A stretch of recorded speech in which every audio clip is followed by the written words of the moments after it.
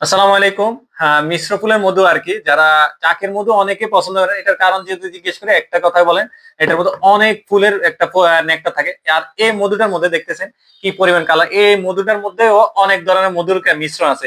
আপনারা বলতে পারেন ধনিয়া, খেসারি, মশারি এই সব ৩ টা ফুলের মিশ্রণ। তাছাড়া আরো অনেক ফুলের রয়েছে যেটা সরিষার নেক্টার আছে। সবগুলো নেকটার প্রাকৃতিকভাবে এটা মানে আমরা মিক্স করে এরকম মিক্সড করছি এরকম না। প্রাকৃতিকভাবে মৌমাছি করছে এরকম ন্যাচারাল মধুটা আমাদের কাছে পাবেন একেবারে হাই কোয়ালিটি। দেখতেছেন কি পরিমাণ গাঢ়। এটা মোয়াটসারের পরিমাণ 20-21 থাকতে পারে।